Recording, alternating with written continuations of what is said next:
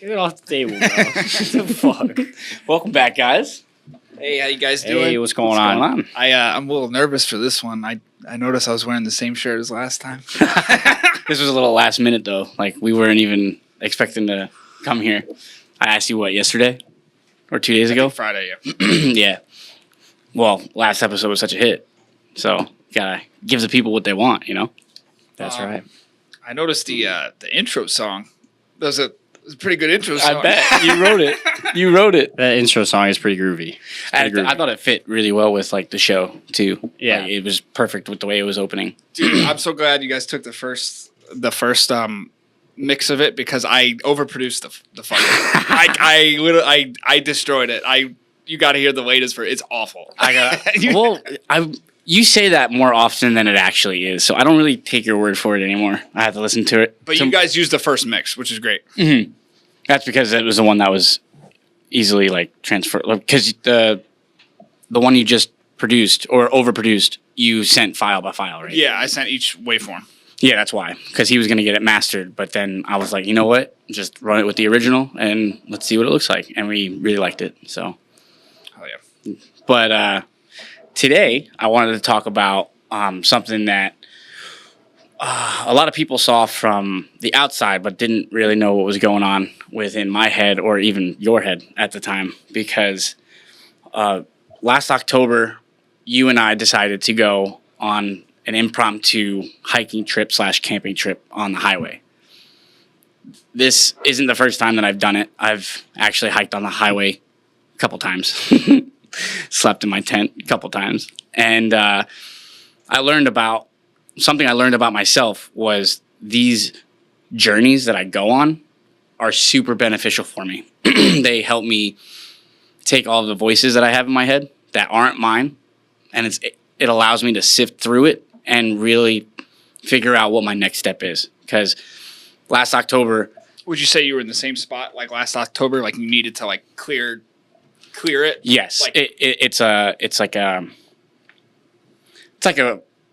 urge, or rather impulse. And then that impulse just gets stronger and stronger and stronger. First time I experienced it was when Peter was born, and I gave away all my stuff, packed a bag, got a tent, and left for Texas. When I got back from Texas, I was a different person. Like, I knew what I wanted. I knew my goals. All the voices that were surrounding me about what I should do or what I need to do or who I need to be, like, those were all able to just fall off with every single step I took. Yeah. So with that knowledge, when everything was happening I said October, I think it was August. What happened last August was there was another point in my life where there were so many like expectations. There were, I don't even know how to just describe pressures. it. And a lot of voices that I just didn't know what to do. So knowing myself, I was able to recognize the feeling and make decisions based off of what I know will help me. So my whole thing is let's get to this camping trip as soon as possible, because no decisions can be made until then. Because I felt myself so unstable. So essentially crazy thoughts. Just all like couldn't hold a thought down whatsoever. Yeah. So what was going on to make you like feel like that? Like, why did you feel that pressure, that impulse to leave? Well, the biggest reason is Kelly and I kept having a cyclical argument. She was just on the podcast the other day, and we actually brought it up a little bit, but we're going to have her on again. So a fight with like your significant other, basically. Correct. Is what... Absolutely. And it was to the point where I knew she wasn't really like grasping what I was saying, because it's hard to explain something to somebody when they don't see something. So yeah. it was hard. It was a very hard couple weeks, but ultimately it felt like I had to make a decision that was going to cost me a lot. It was going to cost me my stability. It was going to cost me my family, temporarily, of course. But if we were to have broken up, I would have had to walk away from a lot of that, like, comfort, I guess you could say. So you feel like you had to go back to like how you became who you were to begin with? Like, So I didn't think I needed to do that. I wanted to do it so that I can avoid having needing to do You had to lose a little bit of control to get it back. because there was no control, and that was the biggest sign that I was not in my right state of mind. Because when you want to be disciplined, or when you set goals and you want to follow those goals but you're not, and you're constantly just putting it off and ignoring it, almost, it eats alive at you. yeah, it's not healthy. And it was happening a lot in our relationship. So yeah, I literally had to let go of every expectation I had, Yeah. whether it was marriage or being Peter's father every day. I'm always going to be Peter's father every day, but whether I was going to be able to have the means to nurture for him to where he won't suffer, like food and Gotcha. shelter and stuff like that. And yeah, when you sense that kind of loss of control, but still see it happening, it's that is the clear indicator that this is what I needed to do. Yeah, you can't ignore it. Correct. You can't ignore it. Otherwise, it'll be bad news bears. Very bad news. You'll bears. spiral. We know where. Yeah, we know where it goes from there. And exactly, it was kind of it is my emergency plan to avoid entering into psychosis, to be honest with you. Yeah, but a lot of people don't. They don't know what those indicators are, especially if they haven't been into psychosis before. Well, it's weird. Before, I went through my stuff, I didn't think I felt like that at all. I felt like I was in complete control over my mind. I felt like amazing. Yeah, you were calling me every night, telling me about your spiritual experiences, and I was kind of connecting with it because I understood where they were coming from. it just went higher and higher and higher until it broke. I was like, oh my god, it was crazy. So No, go ahead.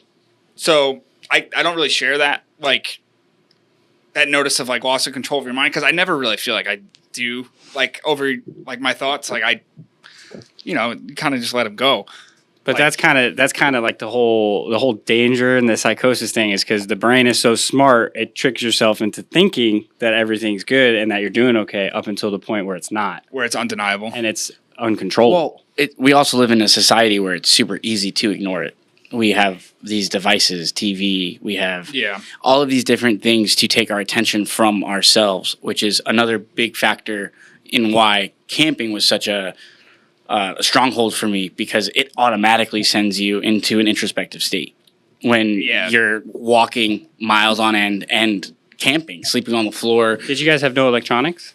Or we definitely. Well, I think the biggest thing that it does for you, it puts you here now. It makes you very uncomfortable, and there's nowhere else to be uncomfortable other than where you are. You're not thinking about how you were uncomfortable yesterday. You're thinking about how you're uncomfortable right now. Right here, right now. Yeah, and then you're like, well, what else is going on right now? You're like, well, I don't like how my life is looking. But But I think that disconnection just from all the fakeness, being on your phone, social media and all that stuff, that really helps. Correct. You know what I mean? I agree with that. Because For sure. I don't know. Well, It's toxic, that stuff. it's addicting. I feel sick when I am on my phone all day.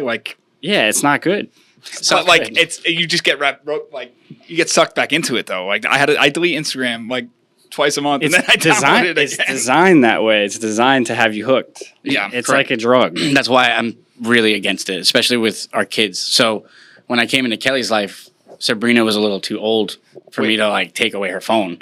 But it is a strong practice in our house to limit screen time for all of us. How's it been with the whole podcast and everything? How's that been that transition? Knowing that you don't like it but you need it. It's awful. It's awful. And then not only is it awful, it's addicting, because I'll be going to post something and then I'll be stuck scrolling. And it's this is absolutely disgusting how it is so easy to get lost in your phone. Yeah.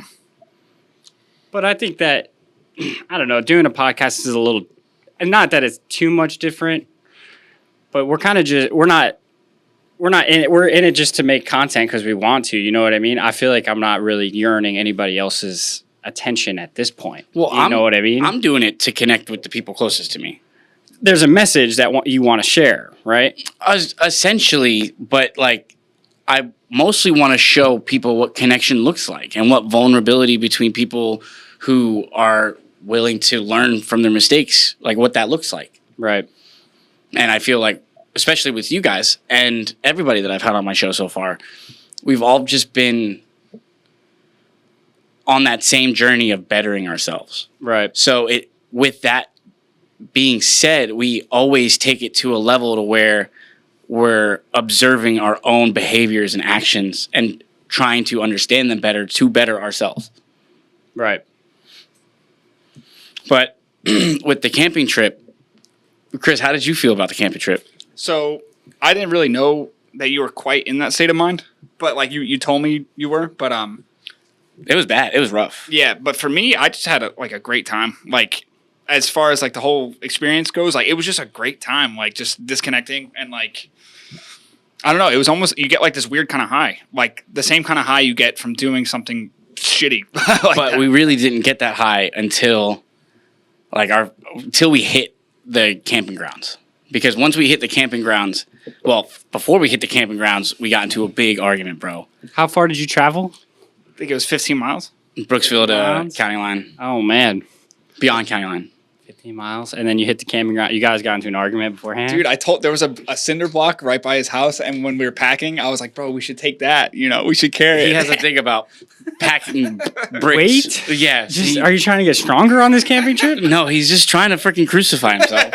Like, what? I was like, "We should take." And then you were like, "We should take it for our sins," and I was like, "Oh, I'll take two." But yes, we did get into a fight. About that? No, Oh. we got into a fight because we're like overheated and exhausted, poorly packed. Like this was impulsive decision at its finest. And we used our phone as a GPS to try to like do the walking trail so we wouldn't have to go X amount of miles out of the way. Right. So with that being said, it led us through like some really private neighborhoods, I guess. Dirt roads. They were dirt roads. So we hit a fence and it was a dead end, even though the GPS said it was through this fence. So we were like, all right, we're exhausted. We got to sit. Let's pull out our chairs. We're drenched in sweat and we're just going to relax. Just take a 15-minute breather.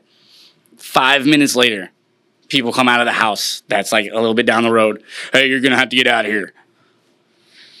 And I said, we will, but we're exhausted. We're just going to take a little bit of time to like kind of not die of dehydration. Yeah. And yeah, Chris, I don't really remember what he Were said. you on someone's property? No, we were in the street. Yeah, like he was just like, "You guys got to get out of here," and like the way he said it, I was like, "Let's just go." Like he's like, "It's gonna be like a problem," and then This is where we disagreed because Yeah. I was like, no, we're not doing anything wrong. Because he was like, oh, well, we'll just call the cops on you. And I said, go ahead. We're not doing anything wrong. We got my ID. Like, if you want to call the cops, you do it. I'm relaxing right now. Yeah. yeah, I was like, "Let's just go." Chris starts packing up his stuff.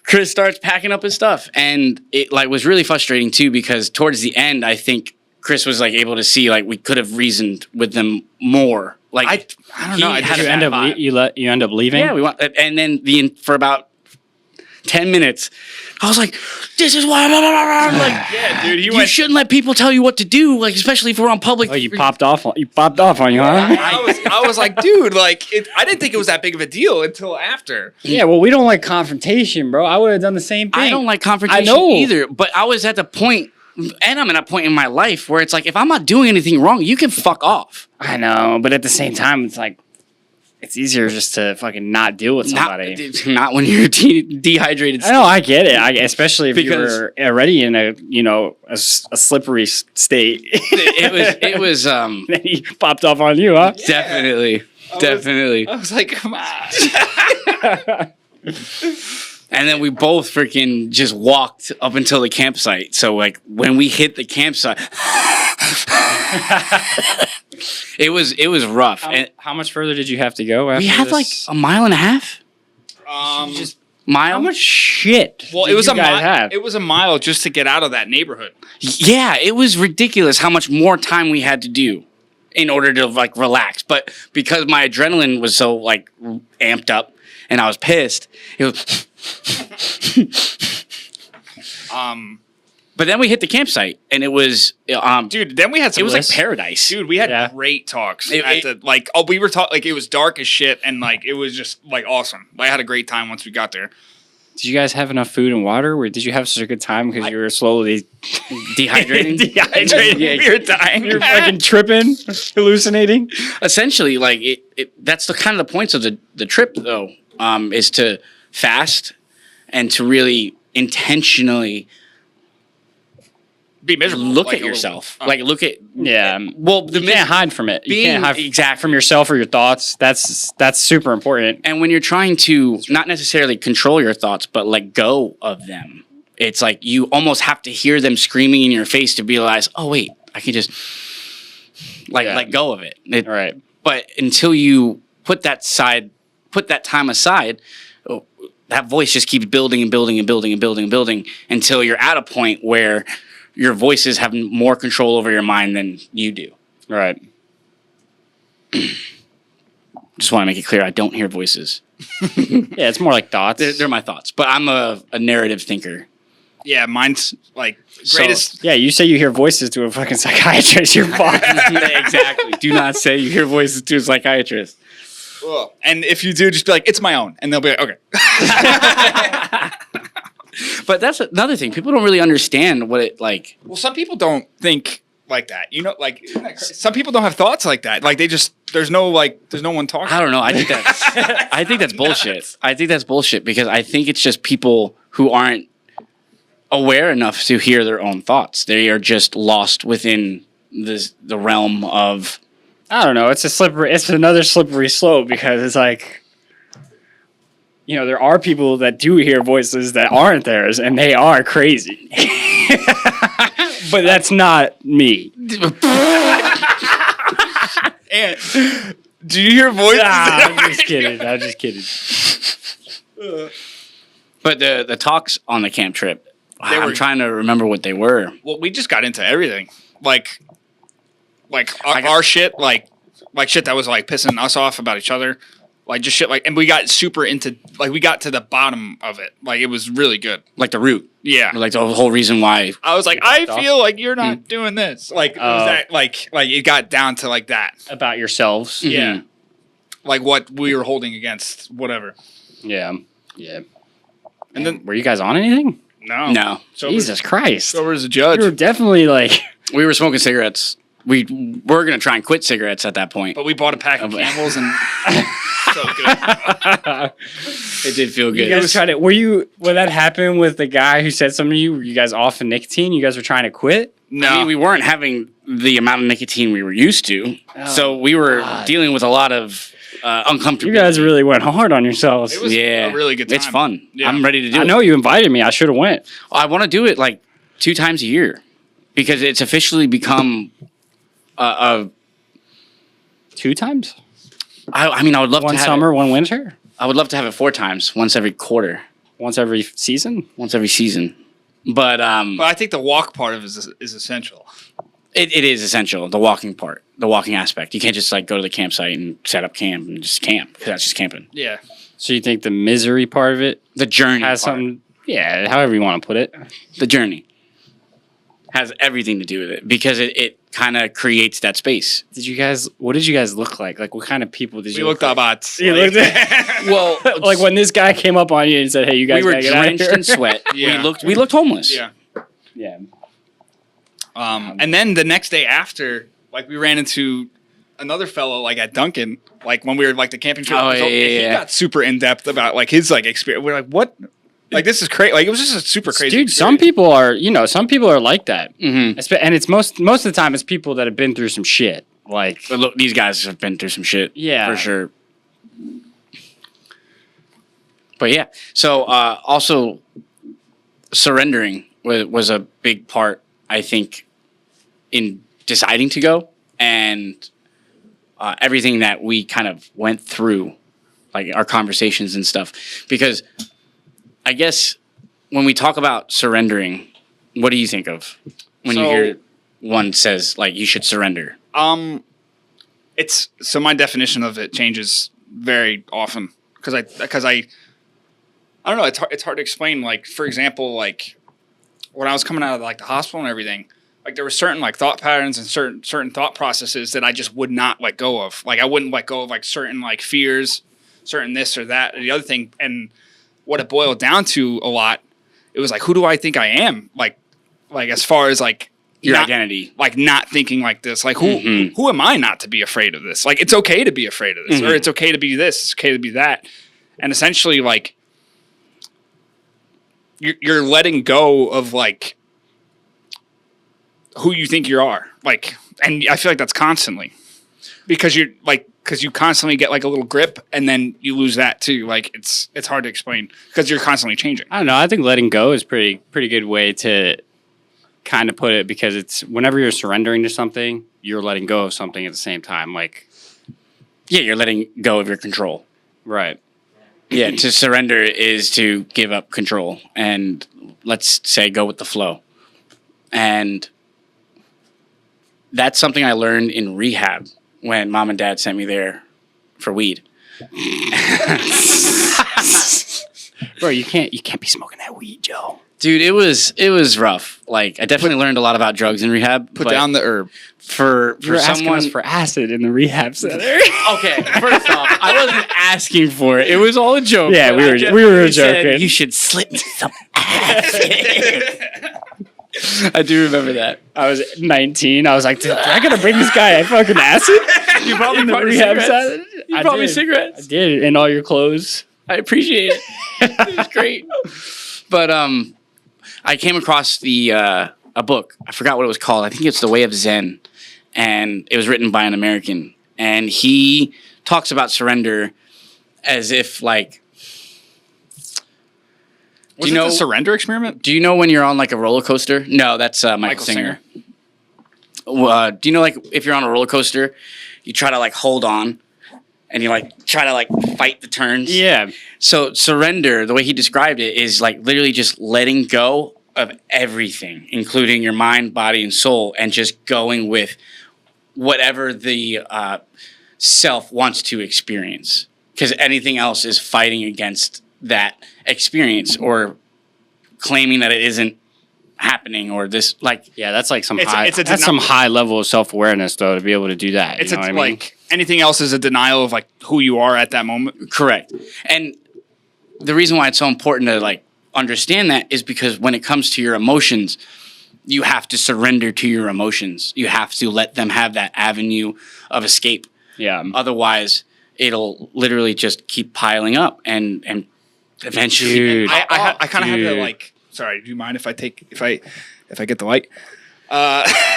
So I felt it's funny we're talking about this because I feel like recently it's so easy to process like everything you're going through and you process it as like an adult when in reality like sometimes you have immature feelings because like you're like there's parts of you that are like immature that like need to like be mad over like stupid shit like and like no matter how like rational you are you have to let go and be like I'm upset that somebody took my blankie like, like You can't control, for like, lack of a those better way to feelings. put it, you know what I mean? Right. Because you could be like, well, you know, like you can rationalize it all you want, but you're not doing yourself any favors. Or- But yeah, sorry. What were you gonna say? Nothing. No. No, I was gonna give a spoiler alert for the fucking movie I just watched with Sarah. Inside Out. Inside Out. Yeah. it's- Go ahead, give Dude, it to it's us. literally about how holding on to your or like pushing away emotions is only going to hurt you in the long run. Well, the first one was about that too. It really was. And the first one, I broke My down bad. so My bad, much. dog. Like I broke down to tears so much because of what an accurate depiction they created. Yeah. Because when you see those islands of personality fail, it's like, oh my gosh, this is what happened to me. Every single island that I had that defined who I was is gone. Yeah. And sadness ruled my life unknowingly, unwantingly, all because I refused to face and feel and embrace that sadness, surrender to it. And it's Yeah, bro. and it's not just something you can say like, okay, I surrender to. It's something like Yeah, I know. and like also like breathing at the same time. Like it's the weirdest sensation is like having these emotions, but being able to breathe through them because it's still tears streaming down, but you're like like relaxed in a seat of a roller coaster. Yeah. And it is hard, but it's something that you practice. It's so hard not to talk yourself out of feeling whatever it is that you're feeling, like because like you're smart, you know, like most people are smart, and they're gonna be like, well, I don't think I should like. That's intellectualizing. Yeah. So when you intellectualize your feelings, which is what I've done my entire life, but it even got worse when I left the Catholic Church. I learned about cognitive behavioral health. I learned about all these tricks of like psychiatry and psychology, and it kind of fucked me over because I just got a better way of intellectualizing my feelings instead of actually feeling them. Like, you don't need all these degrees and things to understand feelings. You just have to understand that people need to feel them. And then, boom, you can change a person's experience right off the bat. Also, when you allow yourself to feel like the craziest shit, you're increasing your capacity to feel anything. Because a lot of people, I feel like they can walk around very numb. They're like, well, I don't really feel anything. Well, it's because you don't allow yourself to be sad, or you don't allow yourself to feel whatever. Back to the phones. Because you can't have like the negative ones without the positive ones. Like, if you don't allow yourself to feel sad, you won't know what happy is. But now we're living in a world where we don't even have the space to feel these things regardless, because we are always rushing to our next thing or always scrolling to our next site. Like, we're always consumed with sound, noise, whatever you want to call it. There's no space for genuine emotion to be released unless you have an environment where people understand that this is what needs to happen. Because, for example, if Peter were to show that he were angry in school, he would get in trouble, even though he is showing a healthy sign of anger when something happened. They're not teaching him how to navigate his emotions. They are literally hardwiring him to suppress them. Suppress them. But yeah, we have a society that it's literally brainwashed us, and maybe not purposely. I don't like to think it was. It's not like I don't think it's a scheme of things. I think it's just the way things pan out when us as creatures like just react to things a certain way. Like our brains are hardwired to look for dopamine, find dopamine, and like love dopamine. That's what dopamine is. And then like, so obviously our society is going to reflect that. And really, it's a bigger reflection of our desire to be comfortable more than it is a dopamine fix. Because when we have this comfort around us, there is no need to progress or evolve any further because you're comfortable. And yeah, comfort is in every single phone. It's in every single TV show. It's like we are always searching for that comfort. Just look around. Everything we have is based on our pursuit of comfort. And we have now hit the epitome of comfort, and it's taken away our ability to analyze our own internal world. Yeah, especially with that new AI stuff coming out. What do you think about AI? It's going to take over everything, bro. You think so? I'm hoping it does, and then they start giving us... It's just the next thing, like you were saying before. You know, we're just always trying to just be comfortable. Well, you know, trying to one-up ourselves. Always. Just as a human race. Always. And it, you know... it has its effects. Like social media, you know, it's obviously a great idea to be able to connect everybody from around the world, but it's so like toxic in some of the ways that it affects, especially kids. I think they're learning how to, like, you know, interact with people. They don't even know how to interact with people yet. I'm on that line where, you know, I wasn't allowed to get social media till I was in high school. So at least I was able to, like, make friends in middle school, and I kind of understand on how to. By the time we were allowed to use it, we were like, yeah. Anyways, but I really think it has an effect on, like, you know, kids these days. I sound like such an old fart. There's books written on that fact. There's scientific studies on that fact. It deteriorates our children's ability to mature.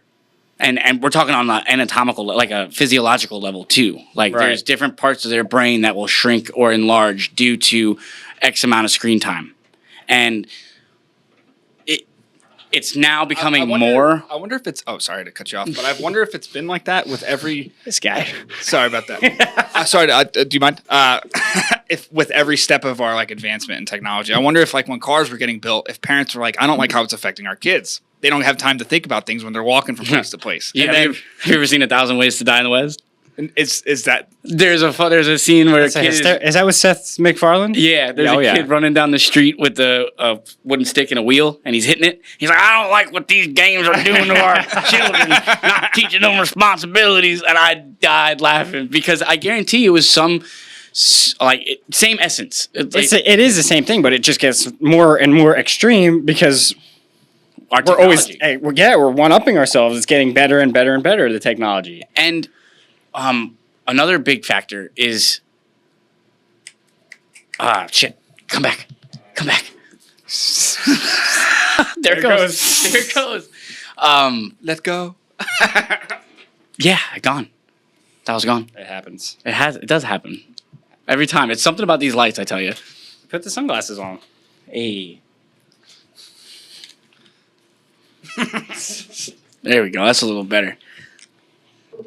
Oh, same thing with the generations. Hey, it did work. Every generation before the next is like, oh, this generation's not going to know what this and that. It's been happening for centuries. Every generation thinks the generation after them is worse than them. Yeah. And we already see it with us. Well, maybe that's just because like how we are as far as in like. We all use ourselves as a point of reference. Isn't it a little ironic, though, don't you think? The generations, like, before us are saying that we're going to be worse, yet that's the generation that, like, raised us and brought us up and made us who we are.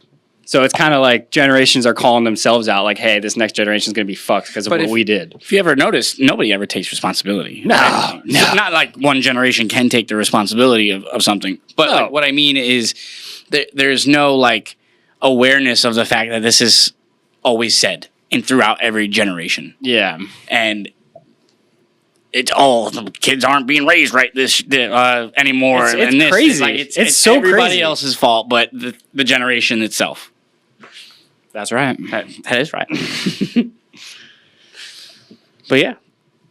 Other than that, I didn't really plan for much. You want to talk about anything? Nah, I mean, maybe talks about AI, you know. That's another. I did want to talk about another type of surrender, which is like surrendering to, I would, for lack of a better phrase, the will of the universe. Like a lot of people try to claim that the world is going to shit and it makes me feel this way. When really, if like you were to surrender to reality as perfect and as the way it should be, you don't really experience any of that dread or turmoil, because whether it's good or bad, it's happening exactly as it should. And that's a completely different type of surrender that I started to learn when Trump came into office the first time. Yeah. Because I'm not a big Trump fan at all. And I remember feeling like, oh my God, this is the end of the world. Like, I bought into that left media bullshit. You did at the beginning? Oh, 2016? Dude, I can't stand that shit. I was in that hard. So, for an example, like, I'll to kind of tie in what we're saying about like, don't look at me. Both of us are like, fucking, this guy going. So, how you were saying how like surrendering to like what's happening now, just like for the sole fact that like you actually don't like know. So, take for example, so my girlfriend, she lost her cat like last week. She was pretty upset about it. She likes her cat. And she was like, I just don't understand like why like that kind of like shit like that kind of has to happen. And I was like, well, who knows like the state of mind that the universe needs you to be in tomorrow. Like maybe you have to be a little bit sad tomorrow because of the way you interact with the world. Like you don't know like we really don't know like the kind of like who we need to be. Like we don't know shit. Yes. I agree with you, and I want to add to it in a way like that. Even trying to intellectualize it that much is still doing too much. Oh, like what I said? Yeah, Well, I was just trying to like be like kind of funny, like kind of like and try to explain to somebody like what it means to not really understand how this is going to have an effect on tomorrow. yeah. I totally get that, but a part of my psychosis that I experienced was everything was telling me something.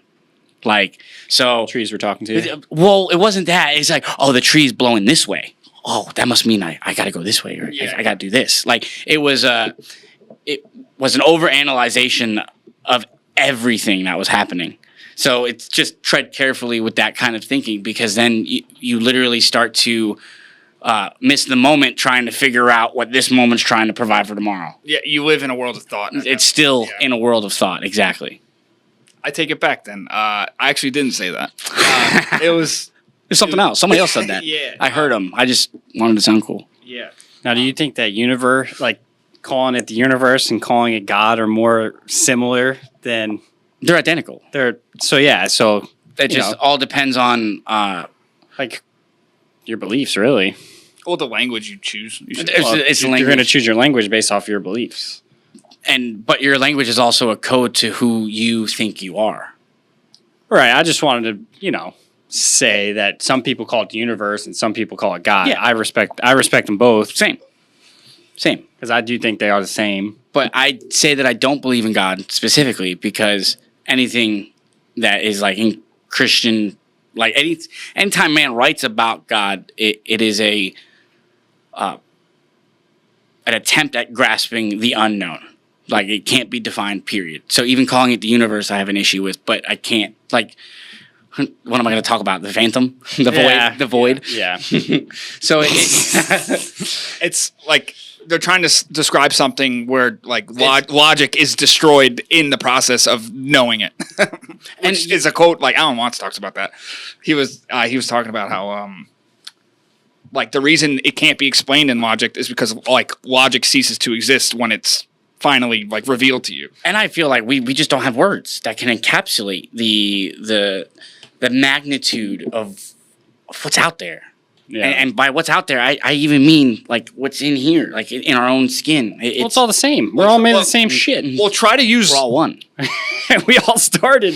Well, try to use words to pretty much describe anything. Like even your most mundane experience, like the experience of us sitting at this table, you can't possibly capture what is actually going on in words. We're sitting at this table in a room in Tampa.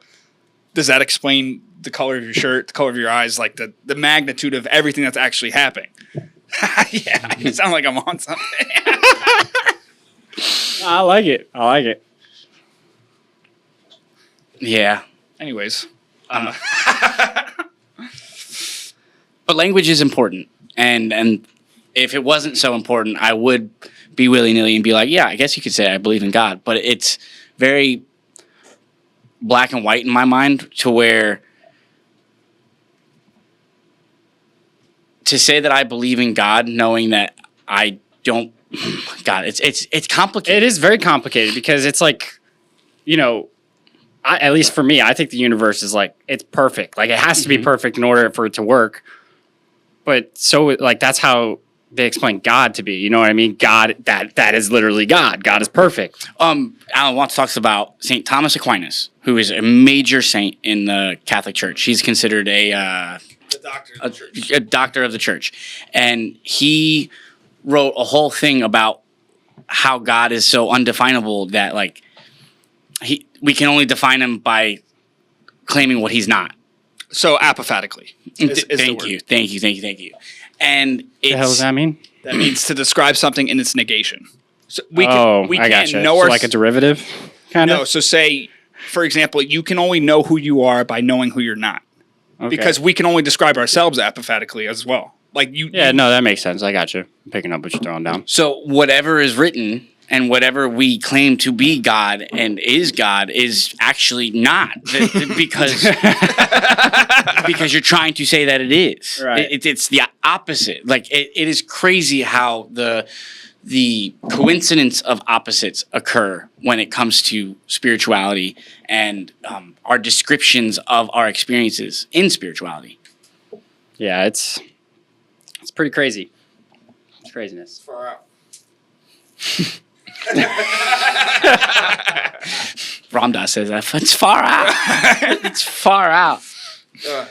But I was listening to the Ramdas one of these days, and he was stuttering through a line. I was like, spit it out. I was like, what? I listened to him yesterday, and he had such a great quote by Martin Luther King. I just can't remember what it was, and it was. Look it up, no? No. We don't got one of those guys. We got a phone? I got my laptop in there. Nah. I'll look it up. But I don't remember what it was. Like I don't remember know what like to look up. Ram Dass Martin Luther King quote. What's he doing over there? Oh, and there was a I know the Gandhi one a little bit better. It was talking about the nuclear bomb. His quote, I don't remember the quote. I'm going to butcher it probably, but we know the bombs took the soul away from the Japanese, but what it did to the U.S.'s soul is still yet to be determined. Like meaning that we're the ones who have like created this scar within our own selves. And because of the fear that we have of other people or the unknown, whatever, we have now destroyed the soul of another country. So what toll that takes on our soul is still yet to be determined. And I feel like 50 years, 60 years later, whatever it is, I think we're seeing the toll it's taken. Who said that? Gandhi. Oh, shit. Yeah.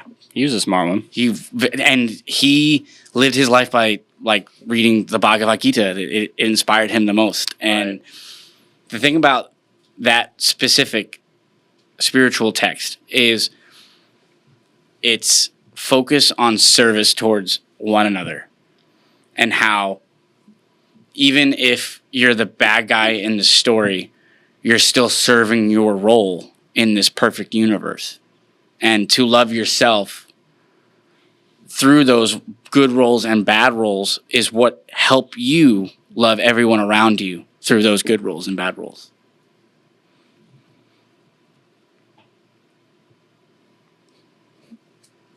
Drops the mic.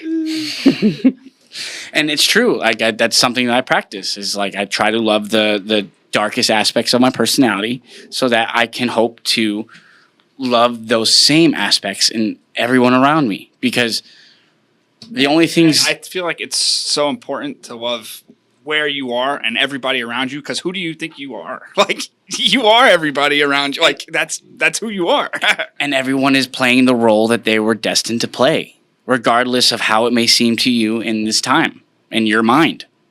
On a bigger picture, we're all in synchronicity. Yeah, man, we got deep, huh? I was like, it is what it is, and that's what it is, you know? There he goes again. There he goes. I was like, if you take... Oh, it's Father's Day. Oh yeah, happy Father's Day, Joe. Hey, stinks. Hey, how you doing? Hey, thanks. We actually got to go do something for Dad. That's Yeah, right. what's... Yeah, we're looking pretty good on time. So we can wrap it up. All right. Thank you guys for joining me again. Thanks for having us. Thanks for listening. Yeah, let's try to cut out any of those stuttering parts of mine. Oh, so last episode we said something about suicide, and apparently I got to bleep it out because I got to bleep it out now because YouTube doesn't allow you to monetize. To say the word itself? Like if you say the word, you risk demonetization. Interesting. Yeah. So we got to find another word for it, is what you're saying? Unalive, I've heard a lot on YouTube. Unalive. To unalive yourself? And it's crazy because this is exactly the type of fucking mentality we're teaching our kids, to be scared of words. And then if they experience these words, like suicidal, unaliving Stop thoughts, these unaliving thoughts, we now then teach them to be so scared of them that they should be scared of themselves and they should be put into a facility and be evaluated. And it's like, why are we teaching kids to be scared of thoughts and not teaching them that they don't have control over their thoughts? They only have control of what they focus on when it comes to thoughts. Just let that sink in, everybody. All right? You guys have a great day. Happy Father's Day. Take it easy. See you later. Take it easy.